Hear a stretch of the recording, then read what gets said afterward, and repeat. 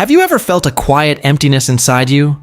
A longing that no success, no praise, no relationship seems to fill? Something deep, almost invisible, whispers that something essential is missing. What if I told you that this emptiness could often trace back to the very first relationship we ever knew? The one with our mother? This is what psychologists and storytellers often refer to as the mother wound, an invisible scar carried through life, shaping the way we love, trust, and even see ourselves. Imagine a young girl, eager for approval, her eyes lighting up every time her mother smiles, and deflating when the smile doesn't come. Or a boy who craves his mother's attention, but learns early that his needs are inconvenient. These moments may seem small, almost trivial, but over time, they echo loudly inside our subconscious.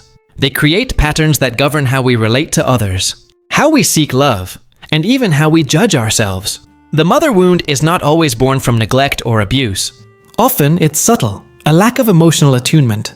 Conditional love, criticism disguised as guidance, or even a mother grappling with her own unresolved wounds. It's paradoxical. The person meant to nurture you sometimes becomes the source of your deepest inner ache. We crave connection and validation from the very person who is meant to give it unconditionally. And when it's inconsistent, our subconscious begins to compensate, adapt, or even rebel. Psychologically, this is where attachment theory comes in. Developed by John Bowlby, it explains how early relationships with caregivers shape our patterns of intimacy, trust, and emotional regulation.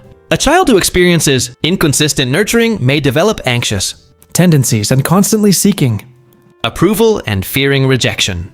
Or they may become avoidant, distancing themselves to protect their heart from repeated disappointment. These early patterns often persist into adulthood, subtly guiding our choices in friendships, romantic relationships, and even careers. Let's pause and reflect. How many of us, chasing perfection or people-pleasing, are unconsciously trying to fill a void left by our earliest relationship?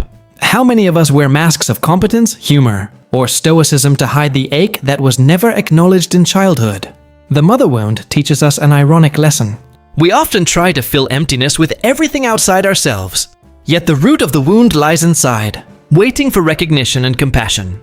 We also must remember that mothers themselves are human, carrying their own scars. A mother struggling with her pain, limitations, or societal pressures may unintentionally pass on fragments of that suffering. This is not about blame. It's about understanding, empathy, and awareness. The paradox here is beautiful and painful. The very source of pain can also become the source of profound healing once we acknowledge it, consciously. And so the journey begins, not in fixing the mother, not in rewriting the past, but in understanding ourselves. In noticing when the wound shows up in our life, in moments of insecurity, perfectionism, or difficulty trusting, and choosing to approach it gently, curiously without judgment. Because healing is not about erasing pain.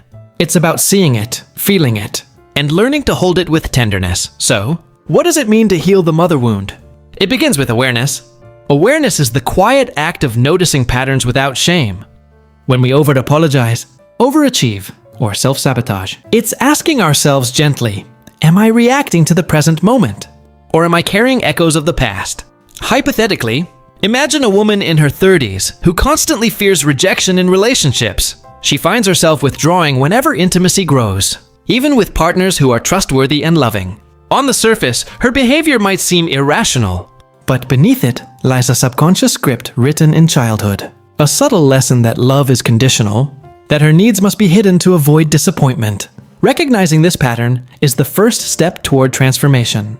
Healing the mother wound is not about rewriting the mother's behavior. It's about rewriting the narrative we tell ourselves, shifting from blame to understanding, from self-criticism to compassion. Psychologist Nancy McWilliams describes this as integrating the lost self, the parts of ourselves that were silenced or denied in childhood.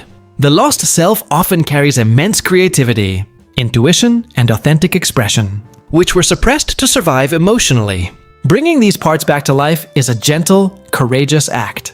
Consider this. The wound often exists in paradox. We may simultaneously love and resent our mother, feel grateful and angry, feel the need to escape and the desire to connect.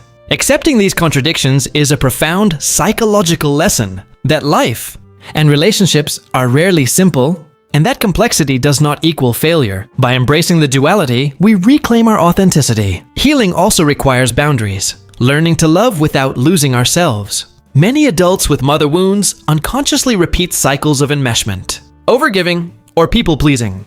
Healing asks us to notice when love becomes codependent, when approval becomes addictive, and when our self-worth depends on another's gaze.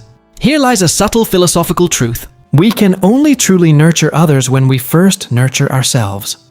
Finally, the journey is reflective, ongoing, and deeply personal. It is about moments of self-compassion when triggers arise, about rewriting stories quietly in our minds, about allowing ourselves to feel what was once forbidden.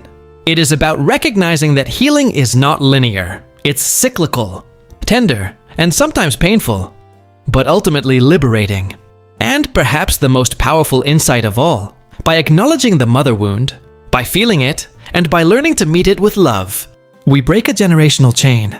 We transform inherited pain into conscious awareness. We step into authenticity, and in doing so, we teach future generations that love can be chosen, healed, and renewed beyond the mistakes or limitations of the past. So I ask you gently, as you reflect on your own life, what patterns have you carried quietly?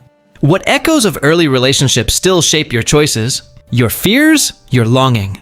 And more importantly, how might you hold those echoes with compassion, finally allowing yourself the care, attention, and love that you've always deserved? Because the mother wound, though invisible, is not a life sentence. It is a call to awareness, to healing, and to the tender, brave work of reclaiming yourself. And when we answer that call, we do more than heal ourselves.